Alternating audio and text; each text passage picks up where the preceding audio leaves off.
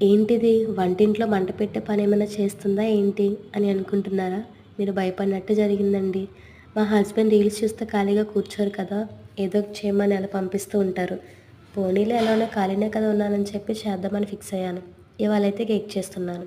ముందుగా బ్రెడ్ తీసుకొని సైడ్స్ అన్నీ కట్ చేసుకొని మిడిల్ పార్ట్ పీసెస్‌గా చేసుకుంటాము. ఒక మిక్సీ బౌల్ తీసుకొని మనం కట్ చేసుకున్న బ్రెడ్స్ నెక్స్ట్ ఎగ్, షుగరు వేసుకుంటాం. ఇంకో పక్క కొన్ని పాలు తీసుకొని కొంచెం మరగనివ్వాలి.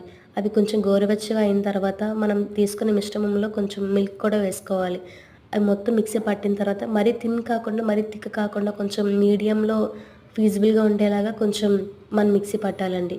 ఇంకో పక్క పాకానికి రెడీ చేసుకోవాలి. ఈ పాకం అనేది చాలా క్రిటికల్ పార్ట్ అండి. లాస్ట్ టైం నేను ఆల్రెడీ ఒకసారి అటెంప్ట్ చేశాను. బట్ పాకం వల్లే పోయింది.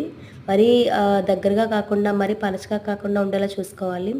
పాకం కొంచెం మంచిగా కుదిరిన తర్వాత, ఆ పాకంని ఒక గిన్నెలో తీసుకొని, మనం మిక్సీ పట్టింది కూడా ఒక గిన్నెలో తీసుకొని, మనం ఒక పక్కన పెట్టుకోవాలి. ఇంకో పక్క ఒక ఇడ్లీ పాత్రను తీసుకొని కొంచెం నీళ్ళేసి, అందులో ఒక బౌల్ పెట్టి, దాని మీద మనం తీసుకొని మిశ్రమాన్ని పెట్టి కొంచెం ఉడకనివ్వాలి. అలా 2 మినిట్స్‌కి ఒకసారి చెక్ చేసుకుంటూ ఉంటే, ఒక ఆహ్, చాక్ పెట్టి చెక్ చేసుకుంటూ ఉంటే, అది అంటుకుంటున్నట్టుగా ఉంటే ఇంకా ఉడకనివ్వాలండి. ఏమీ అంటుకోకపోతే అప్పుడు మనకి ఉడికినట్టు మనం నిర్ధారించుకోవాలి. మొత్తం అయిపోయిన తర్వాత తీసుకొని చూసుకుంటే చాలా బావుంటుంది. టేస్ట్ చాలా వచ్చిందండి. నేను చేసిన దాంట్లో ఏమైనా మిస్టేక్స్ ఉంటే సారీ. ఎందుకంటే నేను ఇంకా లెర్నర్‌నండి. నాకసలు వంటే రాదు.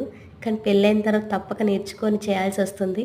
ఏమైనా మిస్టేక్స్ ఉంటే కొంచెం మీరే నాకు